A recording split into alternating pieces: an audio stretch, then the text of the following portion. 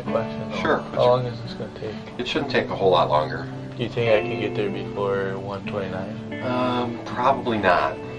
What's at 129? Well, I had a project due at 6 though. Okay.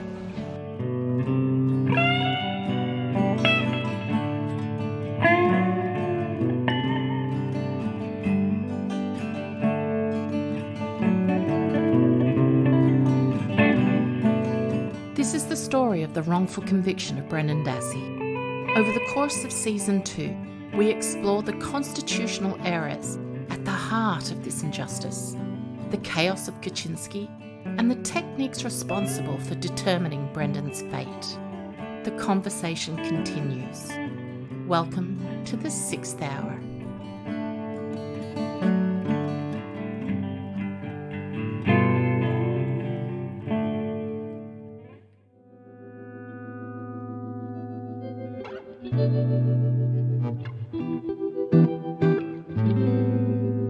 For the past 5 years, I've spent hours, days at a time, buried under the weight of the wrongful conviction of a Michigan High School special ed student who had gone to school on February the 27th, 2006, as an innocent 16-year-old kid, only to experience a macabre initiation into adulthood at the hands of local law enforcement when he left as a suspect in one of Wisconsin's most notorious criminal investigations. This profound miscarriage of justice is Brendan's story.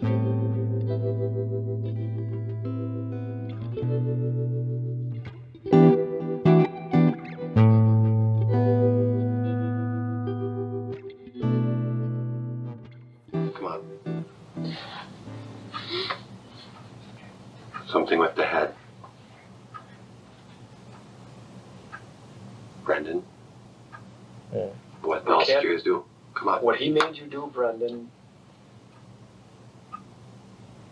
we know he made you do something else. What was it?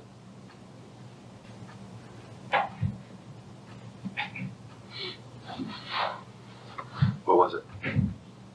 We have the evidence, Brendan. We just need you to be honest with us. That he cut off her hair. He cut off her hair. Okay, what else? What else was done to her head?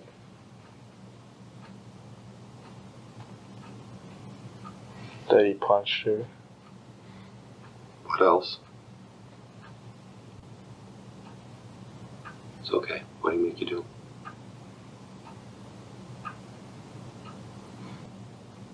What else happens to her in her head?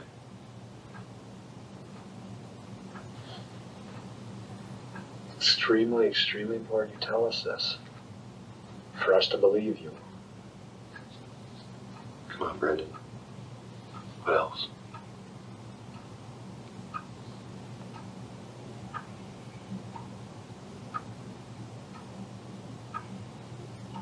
We know, we just need you to tell us.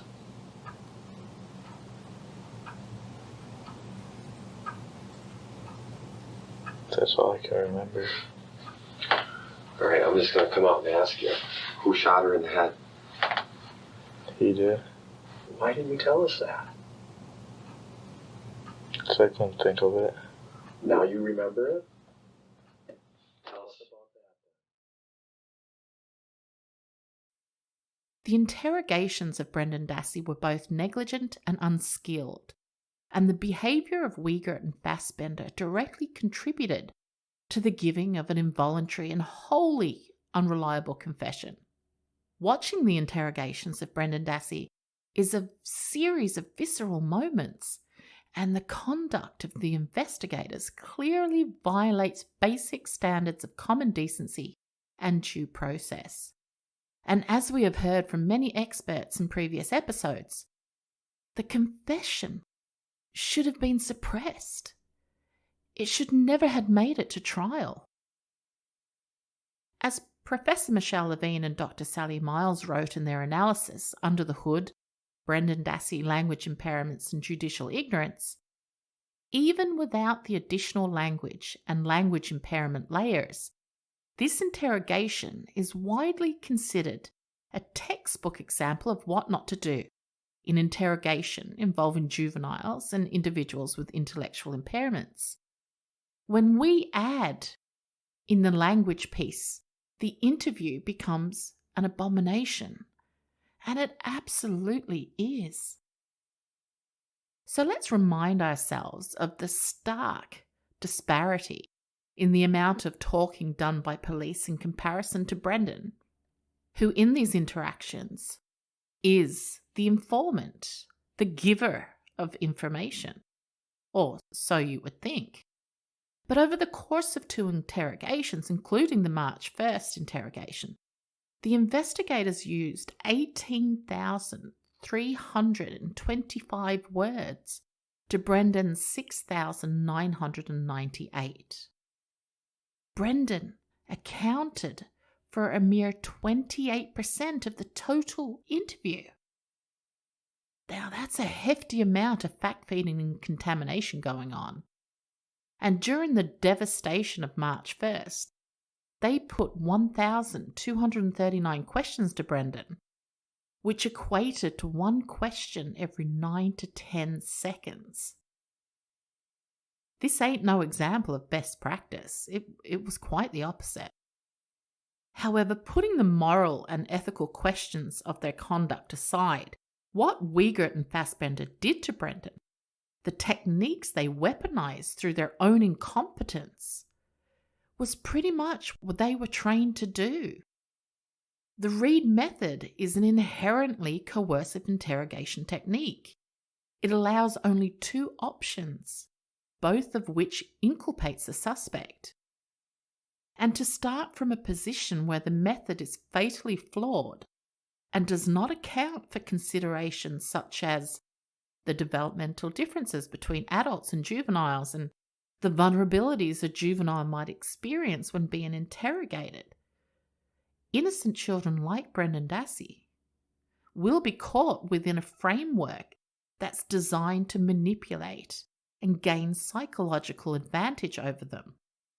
They don't stand a chance, and innocence be damned. Police interrogation practices across the US are not standardized. There are over 700,000 law enforcement officers and 18,000 federal, state, county, and local law enforcement agencies. The great poet John Donne wrote, "No man is an island entire of itself. Every man is a piece of the continent, a part of the main." But this is not true of those 18,000 agencies. Now, police interrogation methods in the United States have evolved over the past 100 years. Pre-Reed and the behavioral psychology take, interrogation tactics were brutally violent. They inflicted mental and physical suffering to extract information and were collectively known as the 3rd degree. The Wickersham Commission report in 1931 was a watershed moment for police interrogation practices. There was public outcry at the widespread use of these methods that inflicted mental and physical pain to elicit a confession, all designed to overcome a suspect's resistance and will. It was absolutely a time of police lawlessness. So now, the most widely used interrogation method, which was developed in the 40s post the Commission report, sans the physical brutality, is just as accomplished at eliciting false confessions. Brendan Dassey is a case in point. But while we have law enforcement officers committed to the prosecutorial agenda as it concerns their fact-collecting process and the development of evidence in a manner that aligns itself with confirmation bias and tunnel vision, and with an end goal of obtaining a conviction over the seeking of the truth, there will be other Brendan Dasseys, though not quite like Brendan Dassey. We need the public outcry that created transformation post-1931 all over again. There are children to protect. Joining me today on the 6th Hour is the exceptional James Trainum, a former homicide detective with the Washington D.C. Metropolitan Police Department, who throughout his 27-year career worked on numerous local and federal task forces and projects. He created and was the director of his department's violent crime case review project, which oversaw the review of old homicide cases. James is a member of the International Homicide Investigators Association, the Homicide Research Group, and many others. He has presented at universities, police academies, legislative bodies and conferences, and consults on various topics ranging from criminal profiling, videotaping of interrogation, police reform issues, wrongful convictions, and false confessions. And he is also the author of How the Police Generate False Confessions, an inside look at the interrogation room, and it's a book widely revered and considered one of the most important books on the subject. Or as the Washington Post wrote, if you plan on being arrested for a felony, you must read this book. But it would be a watershed moment in 1994 when he obtained his own false confession after a 16-hour interrogation of a woman who confessed to homicide and was subsequently charged with first-degree murder. I'll let James tell the story. The conversation continues.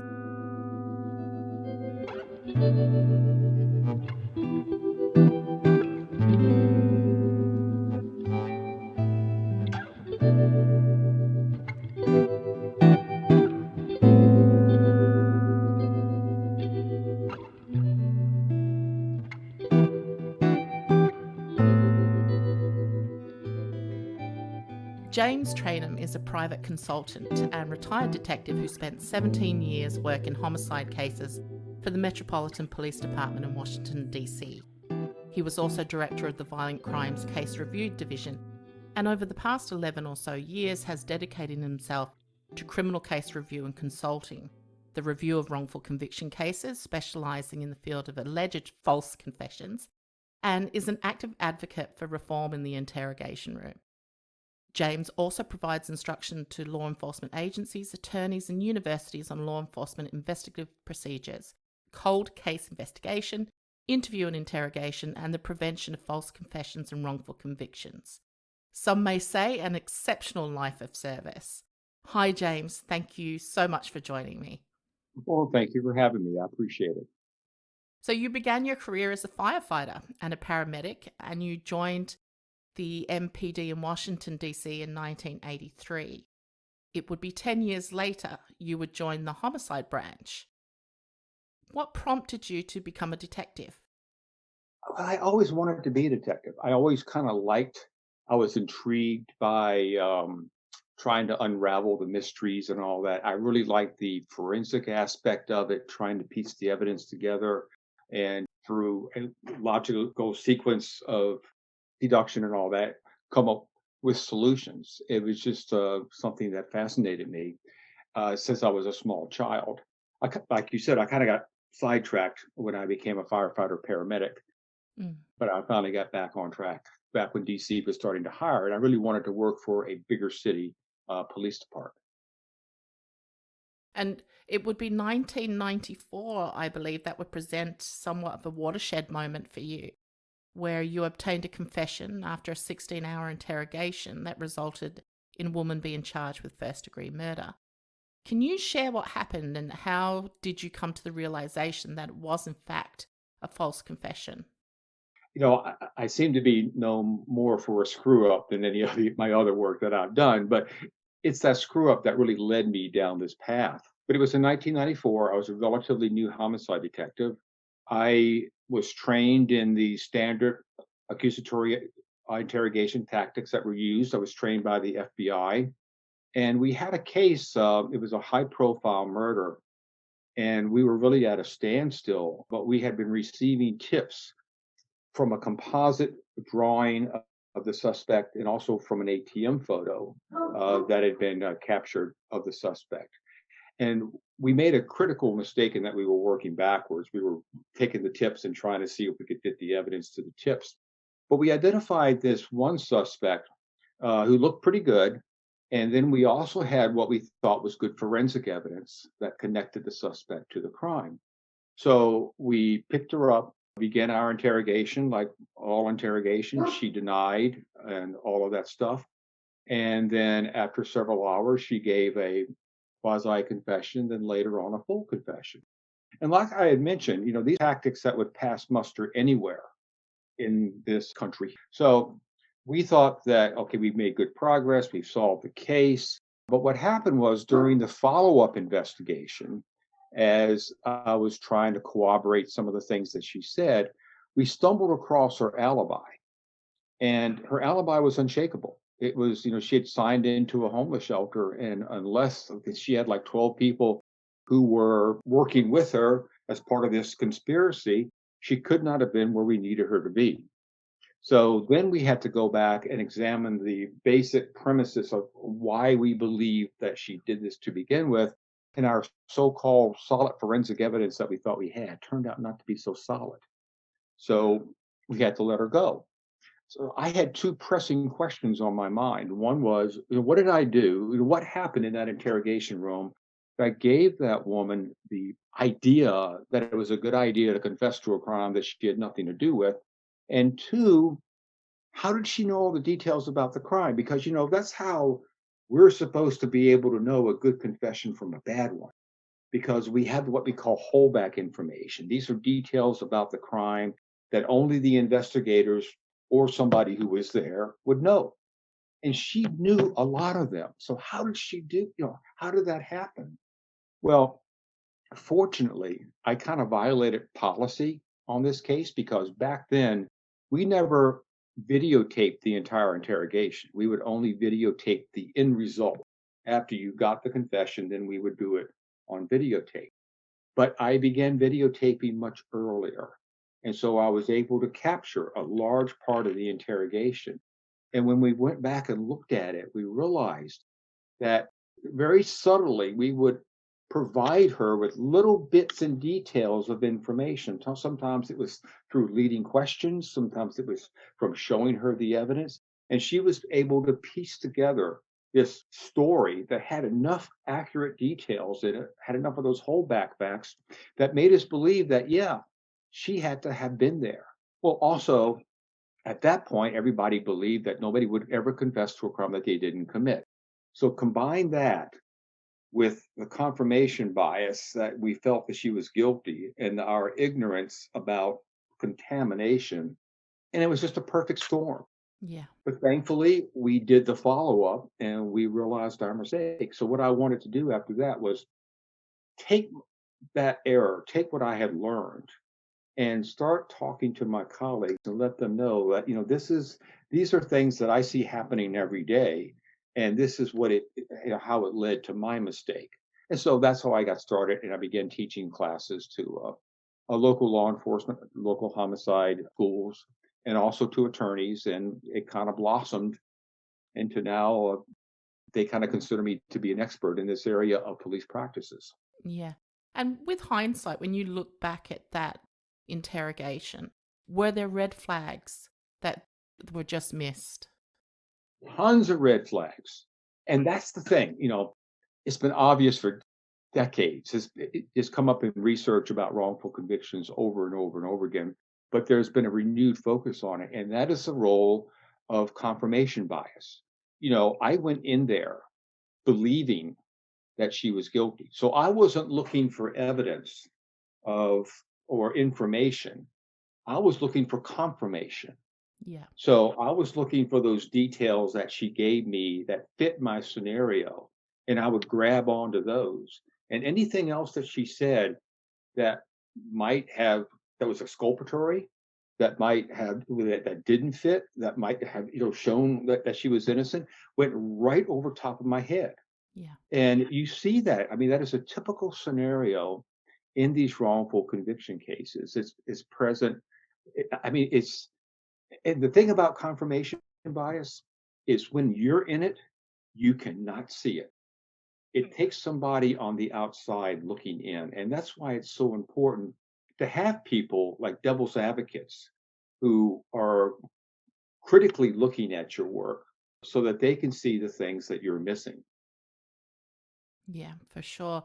And as you began to advocate for reforms, did you find that there was a backlash from fellow investigators in your questioning of methods that had perhaps been successful for them?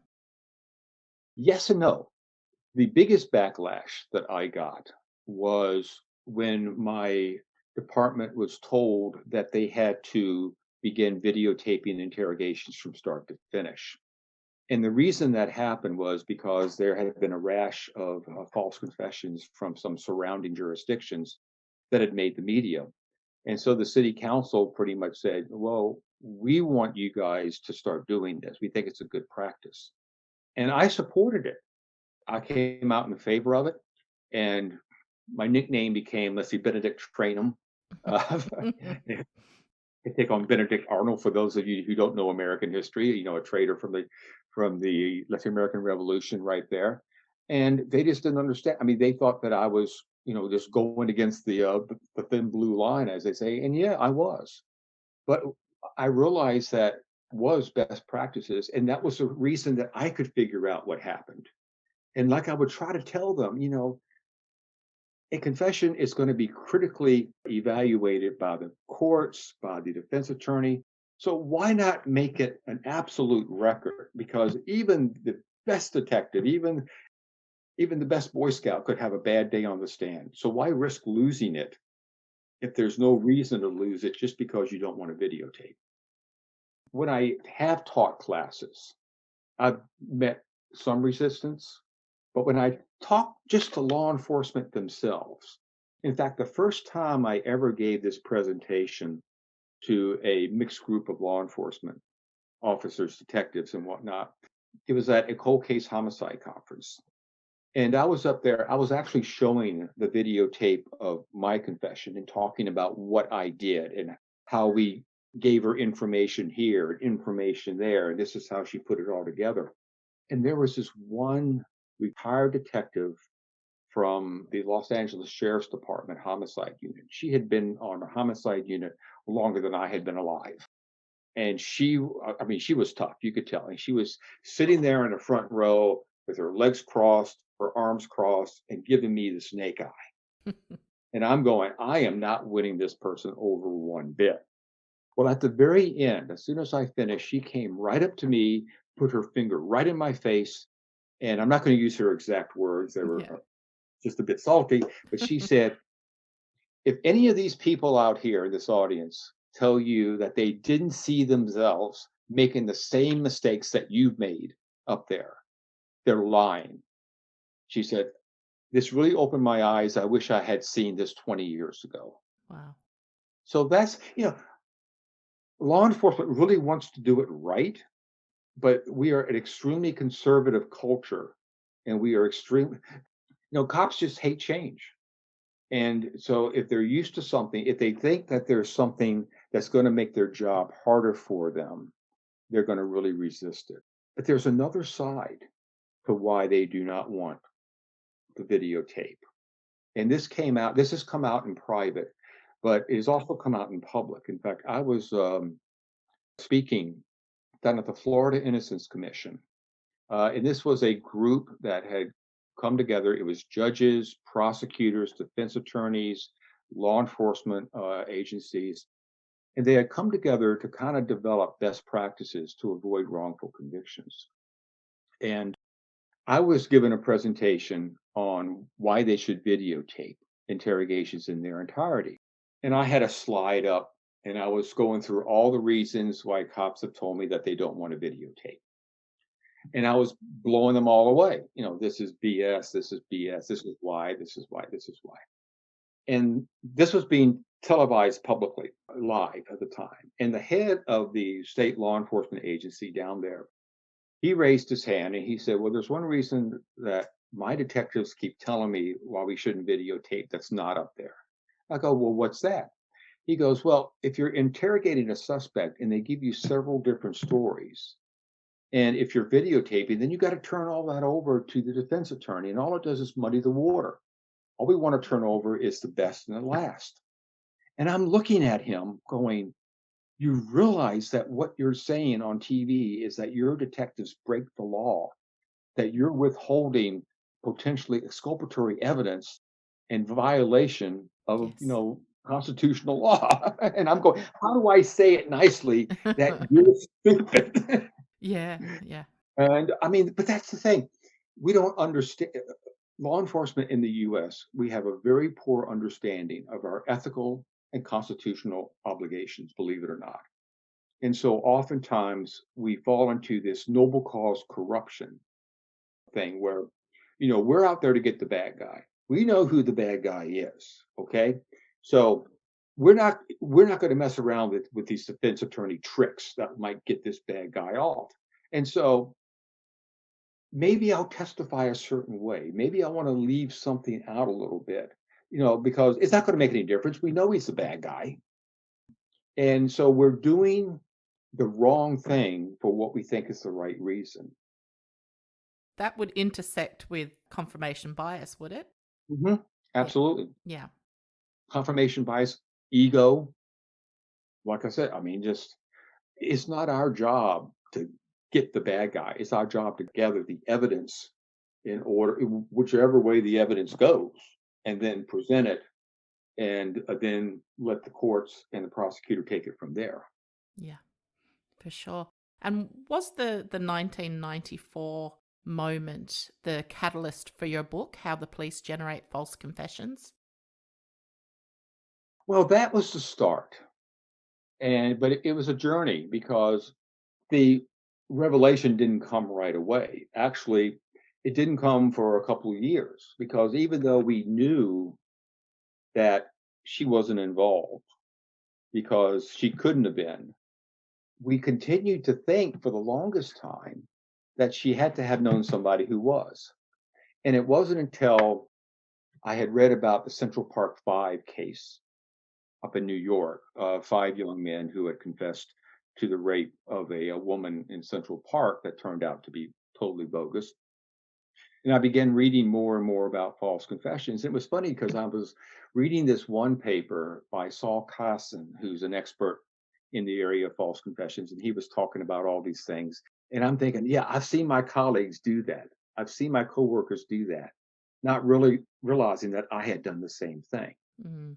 And it wasn't until years later, we're actually doing a review of all these cases. So I pulled this case out to look at it again, just to see if what we may have missed. And I was sitting there looking at the videotape, and that was really the first time, looking back in hindsight with this new knowledge that I had, that I saw how I was contaminating the interrogation. And so really, it was years later, that was my real eureka moment Yeah. right there. And so it not only changed the way I look at interrogations and confessions, but it also changed the entire way that I do investigations. And your expertise is called upon to review wrongful conviction cases and false confession cases. Where do those requests originate? Do they come from law enforcement agencies, defense attorneys, investigators? Well, I do work with some law enforcement agencies, but mostly on unsolved cases, working with organizations that have been hired by a law enforcement agency to help review their policies and procedures to try to improve their investigative practices. On the other side, I usually am approached by organizations like the Innocence Project or private attorneys who ask me to look at cases and give my opinion on not only the interrogation and the ultimate confession, but the overall investigation itself. Because, one of the things that you want to look at, it's so funny because when they reach out to me and they say, okay, we're going to send you the videotape and we're going to get the interrogation or the transcript or whatever like that. And I go, no, I want everything. And they, well, why? And I said, well, I'm not trying to pad my bill or anything because a lot of my cases are done for free. But the reason is I want to understand how this person became a suspect because that's the first step. That's the first step in getting a false confession or a wrongful conviction is by identifying the wrong person as a suspect. So I want to understand how that happened. and then how the whole thing progressed. So when I look at cases, I just don't look at the individual confession, interrogation, and all that, but the case in its entirety, right there, because that's really the only way that you can kind of, by knowing the case, by knowing the crime scene, by knowing the things that led up to the interrogation and the confession itself, it helps you better evaluate the reliability of the final confession. Yeah. And would that predominantly be post conviction? It's mostly post conviction. I've done some civil cases where somebody who was wrongfully convicted is now suing a police department. I have done a lot of new cases where the person has not been convicted yet, but most of my work is on post conviction cases. Yeah. Yeah. Now, I just want to touch on your joining the brief of Amici Curiae on behalf of independent law enforcement instructors and consultants. You were joined by Wicklander, Zalowski, and others in support of Brendan Dassey's petition for writ of certiorari at the US Supreme Court. How did you come to be involved, and what had you hoped to bring to the attention of the court? Well, the reason I became involved is that I knew the attorneys. I had worked with the attorneys who represented Mr. Dassey in the past. I worked on similar cases. I mean, unfortunately, it's all too true. These cases all fit a similar pattern. And it's almost like all you got to do is change the names and the dates, and they're all the same. And Brendan's case is so similar to so many other cases where the person has been exonerated, where it was obvious that the confession is unreliable because they were fed the information by the detective.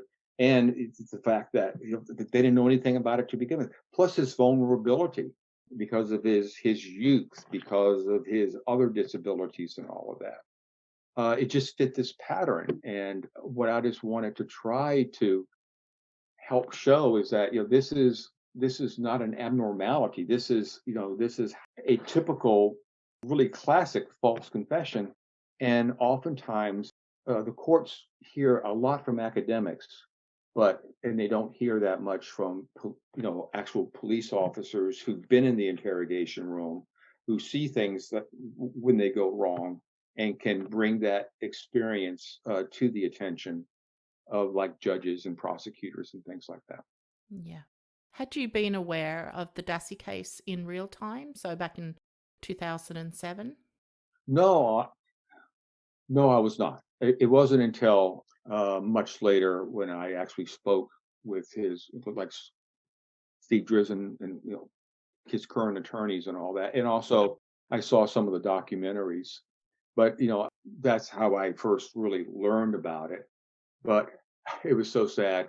I mean, I was sitting there watching his interrogation as the detective was trying to elicit that holdback information by giving it to him to begin with. And I think I've been doing this too long because my poor suffering wife, she was sitting there as I am saying what I know the detective is going to say next, Yeah. because I've just seen this happen so often. And of course, when they say stuff like, I don't want to put words in your mouth, it's typically way too late. They've already done it. Yes. Yeah. But that's my first real exposure to it. And then I began looking at it. I began getting a lot of the material that wasn't available through the documentary, like the actual recordings, tapes, transcripts, and things like that. So I was able to get much more insight as to what happened. And how would you describe what unfolds, particularly, I guess, with the March 1st interrogation, which formed the case in its entirety against Brendan? How would you describe what happened? The detectives told a story. The detectives basically, they did what we're trained to do in an interrogation, is make that person believe that their best option is to provide a story that matches what I believe to be true. Now, if you're right about your suspect, then you're on the right track. But if you're wrong, they're going to have to figure out what that story is.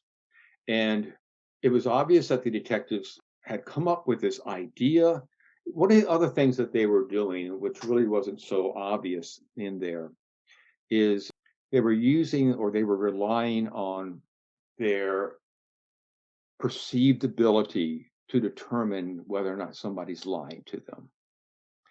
And all these interrogation schools that teach this technique that I'm talking about, they teach this so-called behavioral analysis stuff. And where you can, sit there and you can watch a person's body language or the way that they don't look at you or the way that they keep their arms crossed so they're hesitant to answer questions and all the things that a typical teenage boy, especially one with disabilities, is going to exhibit. But all of these things, they use this and they say that if you use this training, then you can detect whether or not somebody's lying with over 80% accuracy. Heck, they even say that you can determine whether or not they're guilty with over 80% accuracy. And that's kind of what they were doing because, they really didn't have much. They were working off a hunch. And so they're going in there and they're seeing all of this behavior that they're going, that means he's guilty. That means he's being deceptive and all that. The reality is it's pseudoscience. The people who actually created it admit that it's not based on any science whatsoever, but their own personal observations. And decades and decades and decades of research have shown it is not accurate. It's no more than a flip of a coin. But we used it, and we used it on him, and that's why when he's sitting there and he's hunched over and all that, they're going, he's holding back something on it, and that with the confirmation bias and they're looking to confirm their beliefs rather than get information. That's why also their belief, like I mentioned before, that nobody would confess to a crime that they didn't commit. So it doesn't matter how much information we tell him, he's not going to say, I did it unless he did, which is totally untrue. So they didn't see any problems with, feeding all that information to him, letting him guess all this stuff. And that's you'll see that a lot with these cases when they are on video. And I recommend that you go look at a lot of them because you'll see this. The subject is guessing. They're guessing, they're guessing, they're guessing.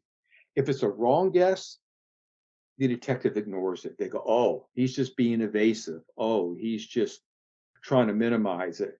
But if it's a right guess, boom, they'll grab onto it. Oh, good for you. Now we're getting somewhere. Now we're telling the truth. When in fact, these confessions actually are nothing but a game of 20 questions, where that childhood game where you're allowed to ask a certain number of questions about what I'm thinking about, and I tell you yes or no, and you're able to narrow it down.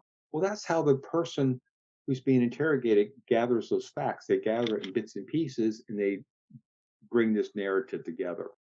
But the fact that he got so many things wrong and that they just ignored. But when you look at it and you ask the question, whose story is it? It is obvious that it's the detective story and it's not Brendan's. Yeah. Yeah. And it was definitely, would you agree, an investigation that was suspect based and not evidence based? Yeah, and by that, that's a very good point. What happens is at first the investigation, of course, is evidence-based because you're gathering evidence, you really don't have a theory, that sort of thing. It's sooner or later it's got to shift to a suspect-based.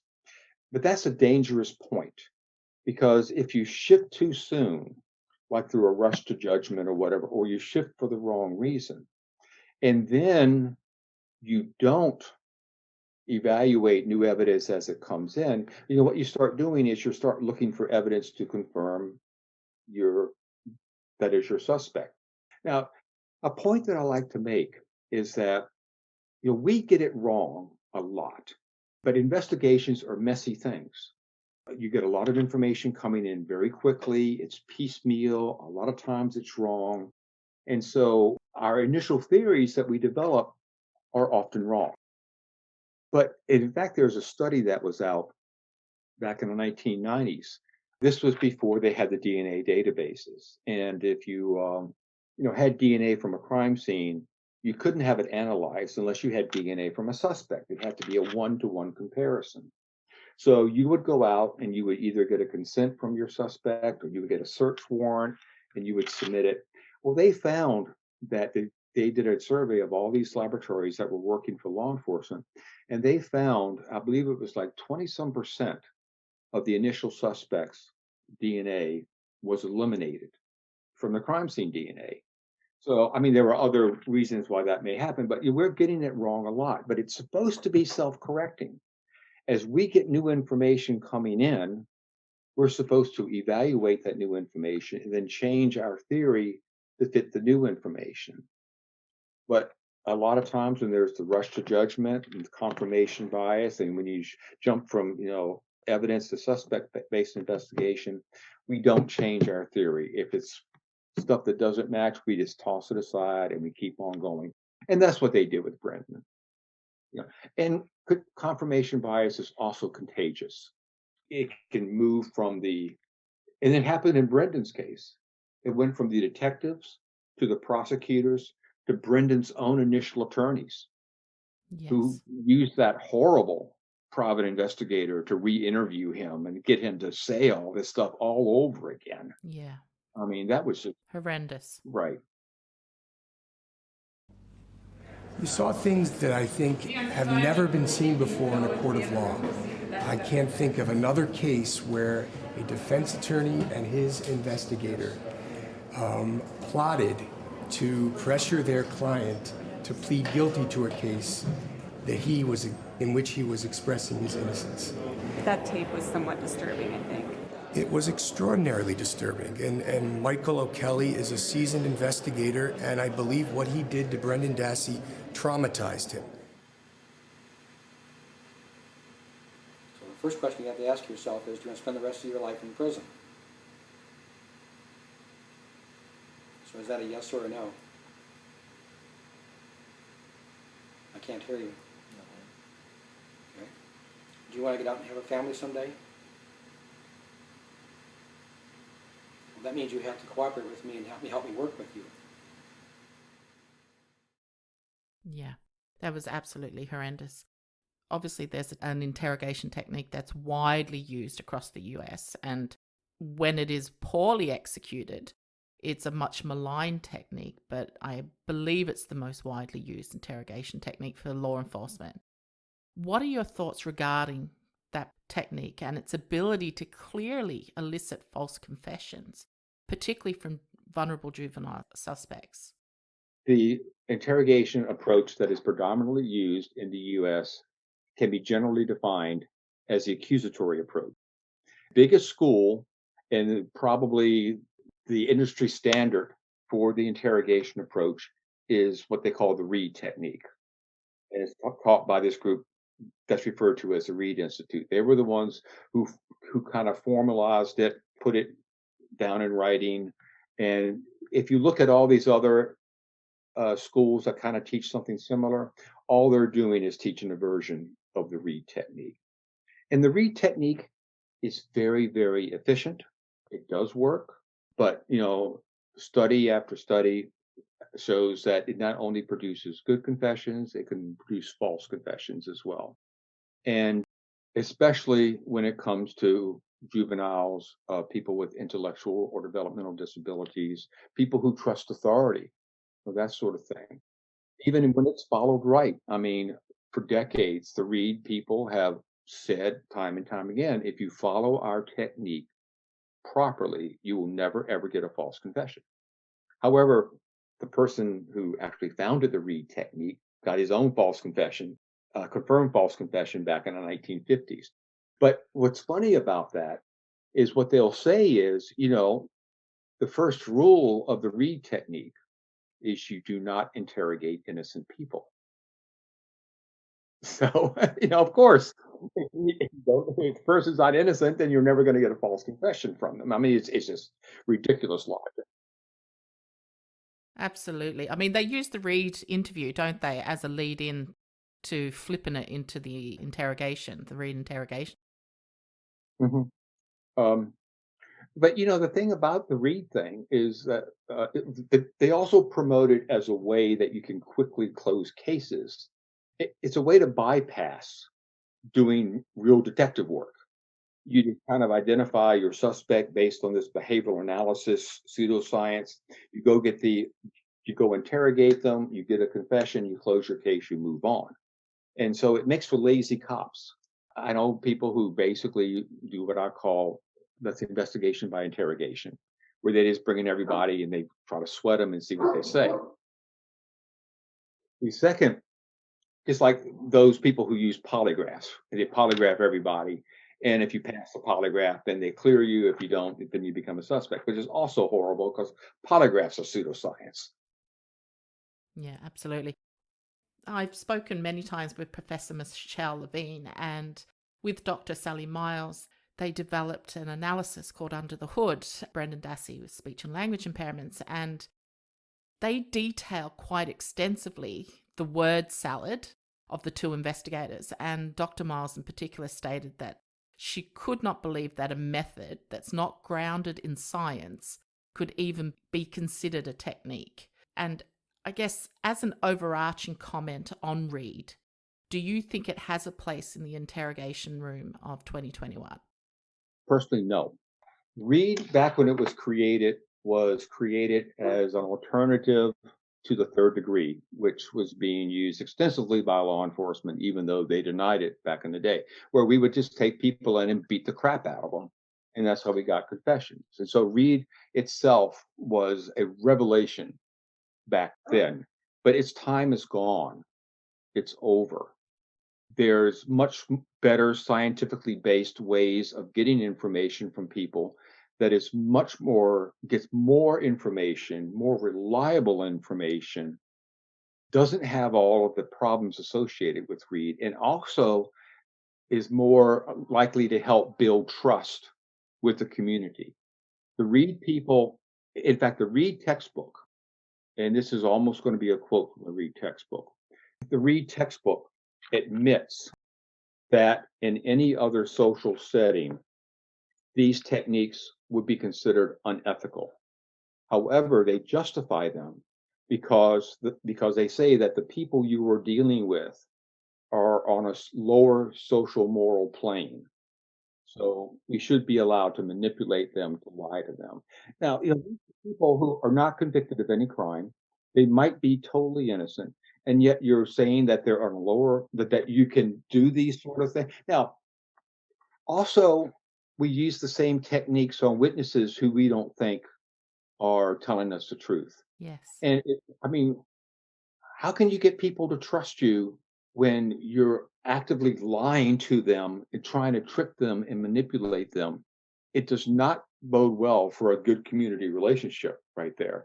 With these other techniques, their primary goal is not only to get information, but to do so respectfully and ethically. And they work.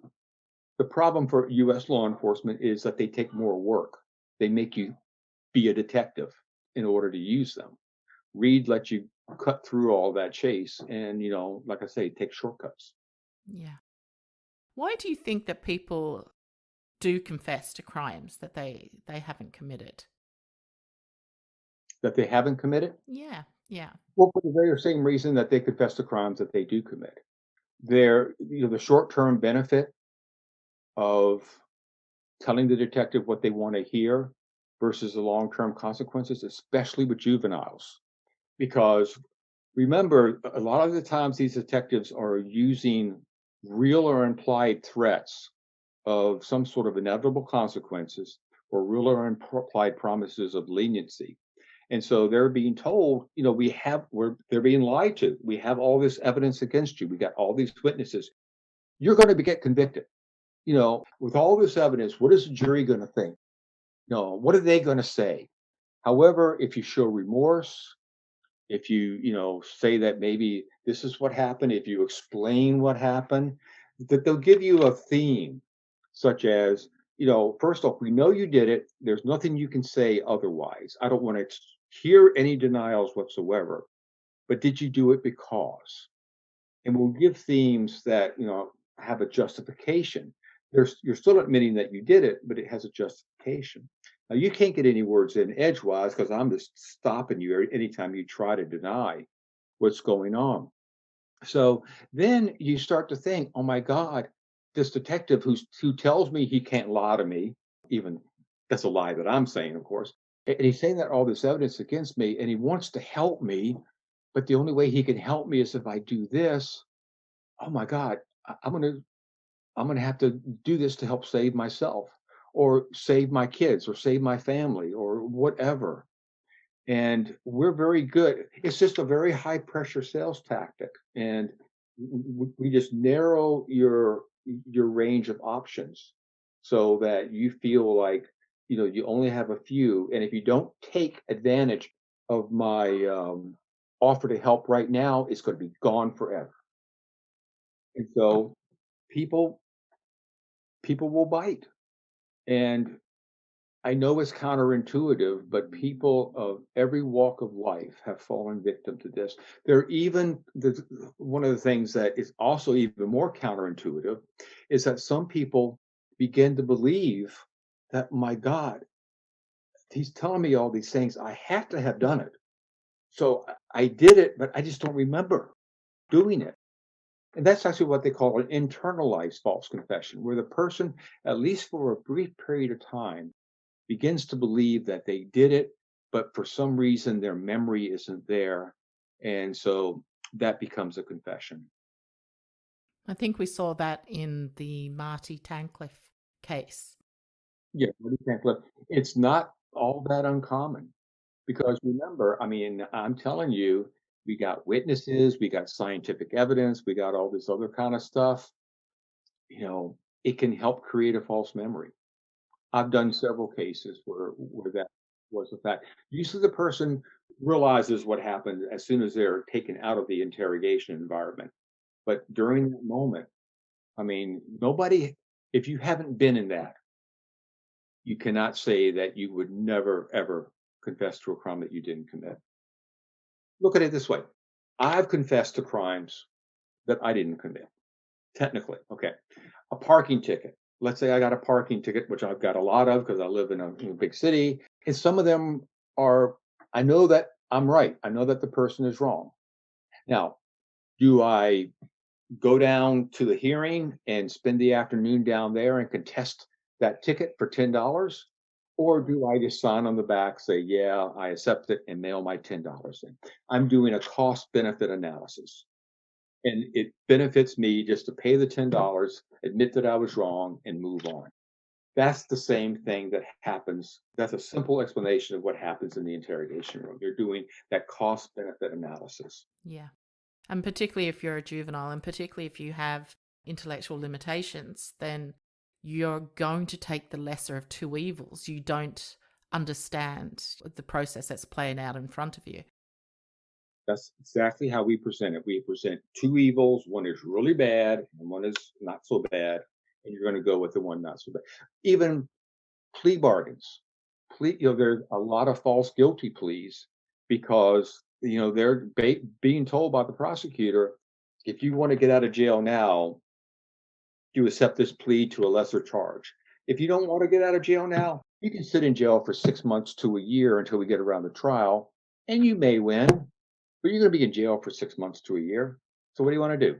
And people have jobs, they have families. Oftentimes they take a deal when they're actually innocent just to get out of jail and move on with their lives. Yeah. Yeah. It's counterintuitive to being called a justice system when you have those sort of practices prevailing.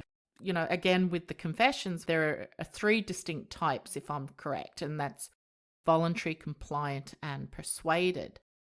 What has been the most prevalent type of confession, particularly as it relates to juveniles or those with intellectual challenges that you've come across in your work? It's well, the terms that I'm more, it's voluntary, coerced, and internalized. And basically, voluntary is they just come in with no pressure whatsoever and they give it up. Coerced is they know that they're confessing to something they didn't do, but they feel like they're under pressure and they have to do that. That is what you typically find with your juvenile cases.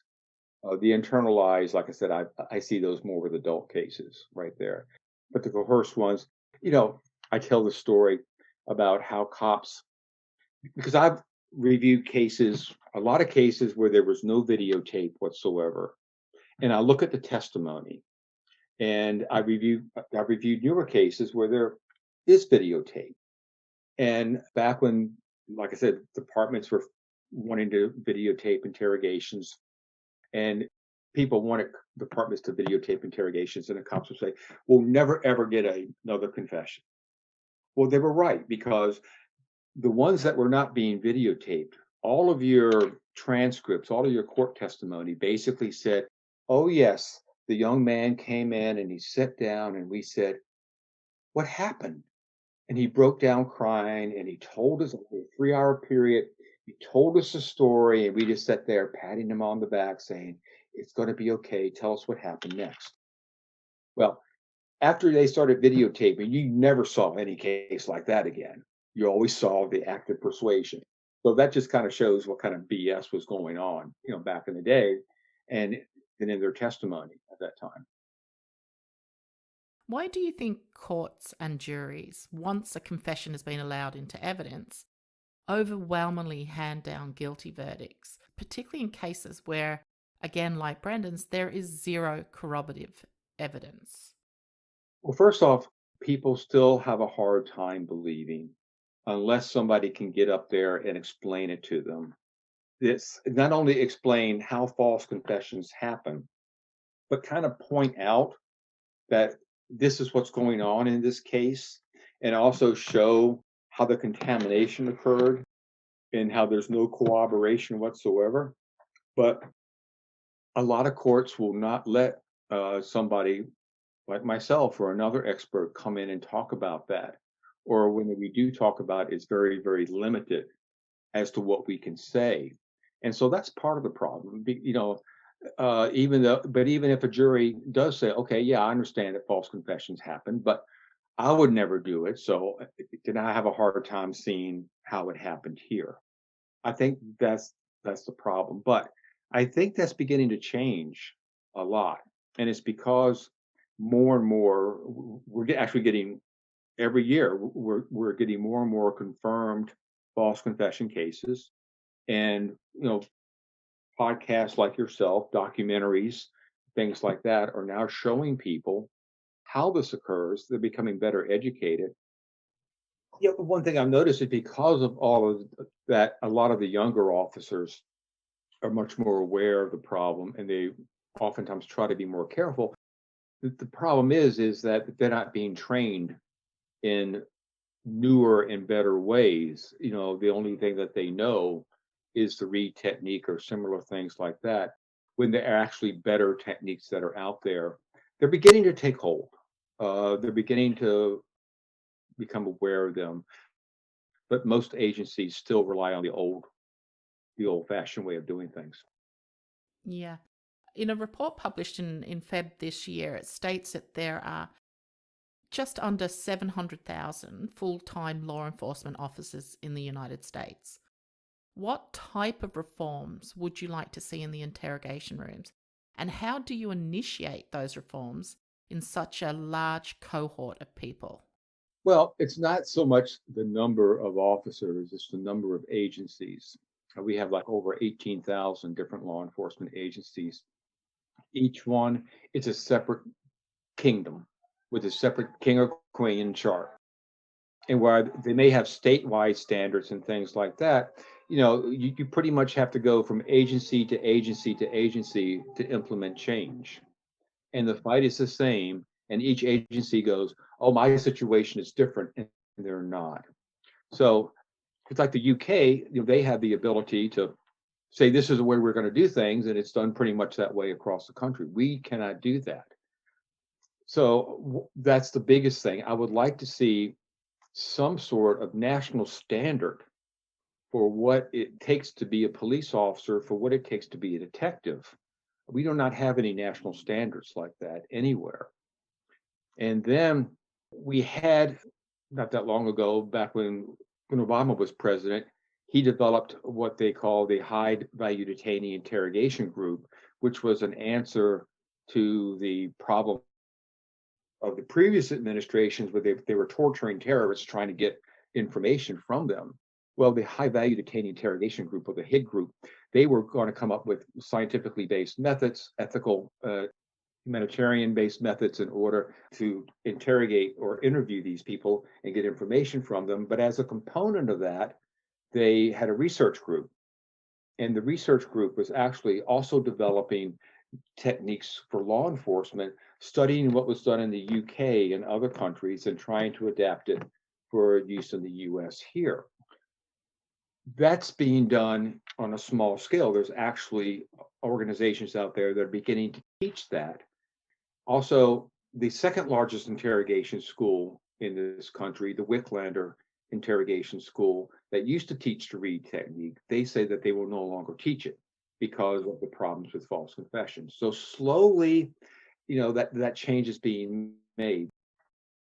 Do we know if interrogators are trained for tactics for people with limitations? I mean, you and I can sit here and say, well, of course, people with higher functioning are better able to deal with the abstract. People with lesser functioning, or maybe a child, you need to be more concrete. But do we know that the police had any idea what they were supposed to be doing if they had known the things that you're talking about?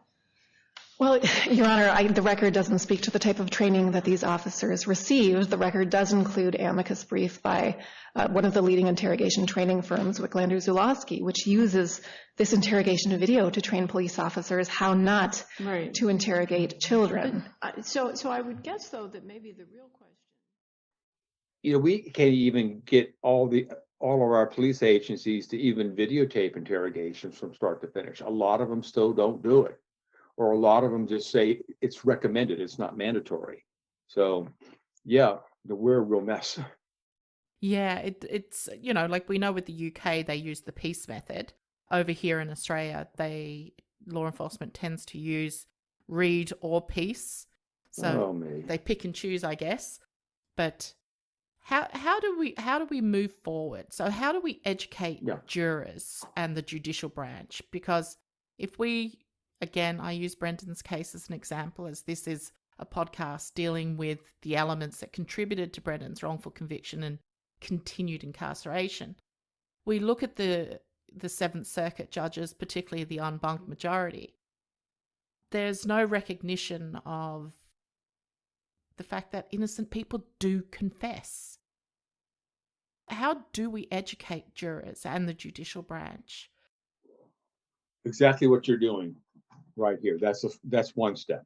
One thing I have found is that we really don't institute change in systems like that unless two things happen. We embarrass the hell out of people and people get sued.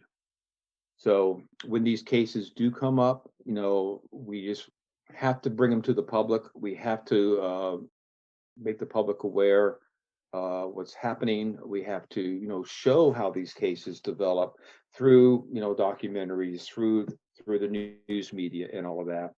And I wish that law enforcement pays millions and millions and millions of dollars out every year based on wrongful convictions, based on, false confessions and things like that, lawsuits.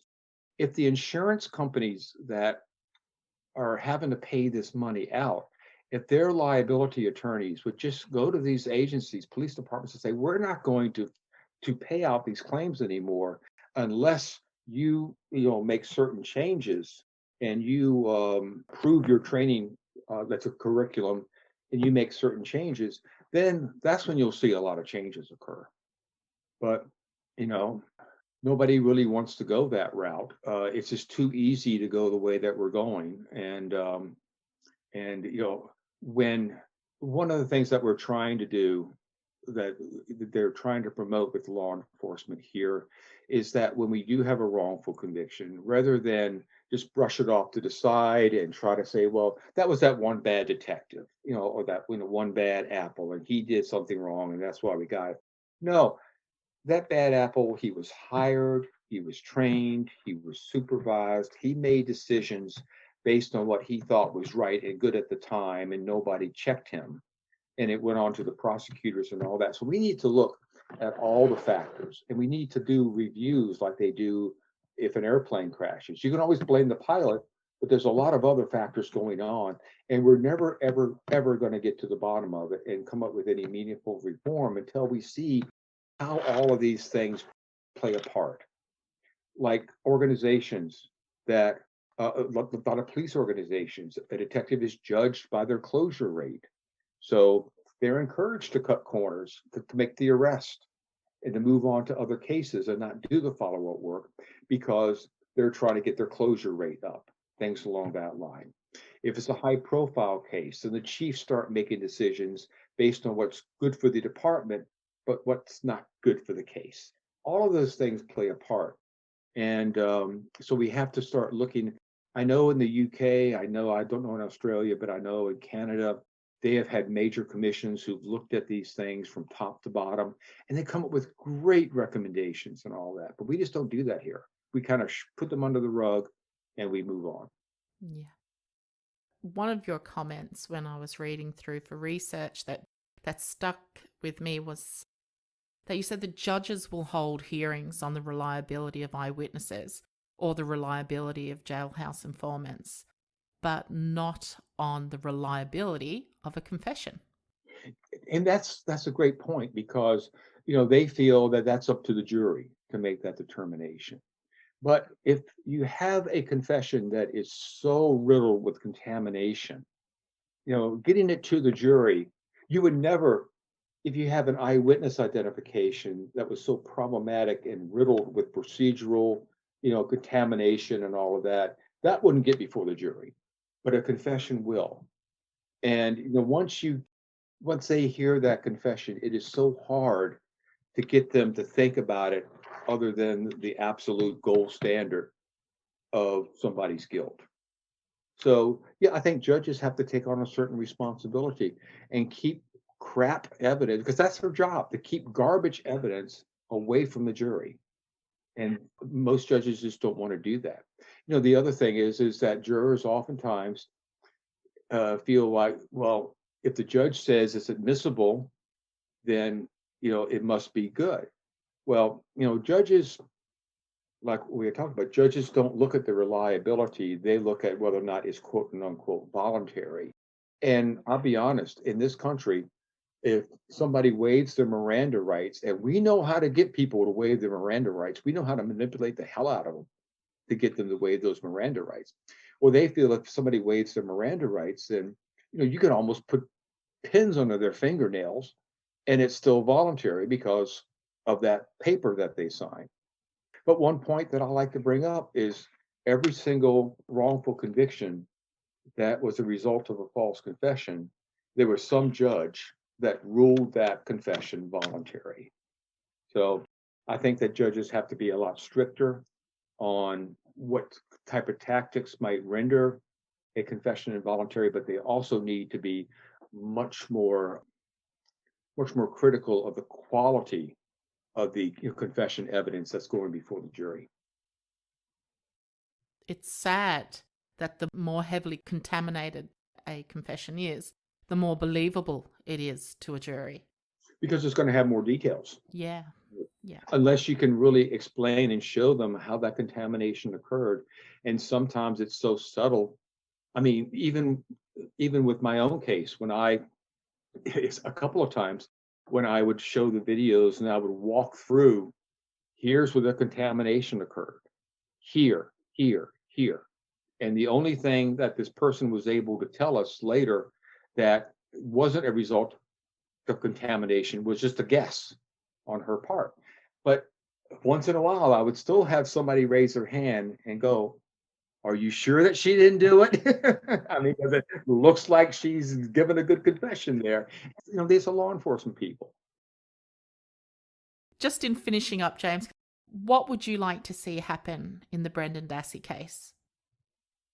I would like to see him get a full exoneration.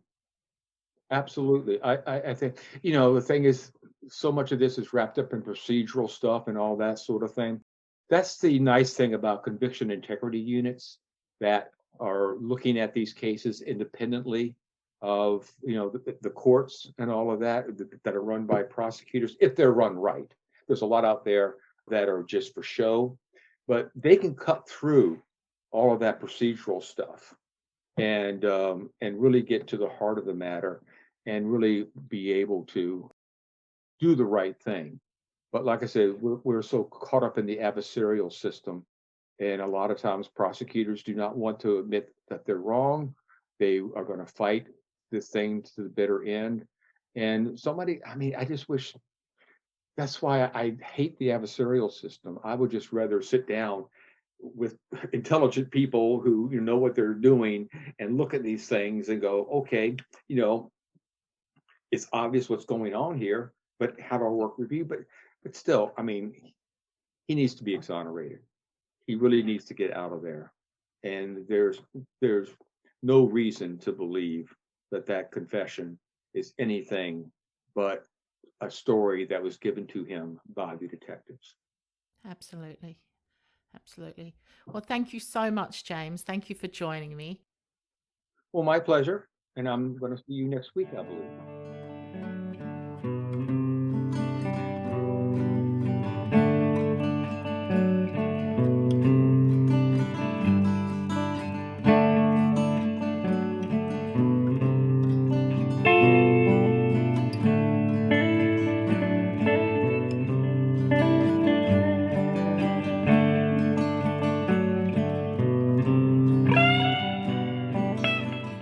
Becomes the first state in the nation to pass a bill banning police from lying to youth during interrogations.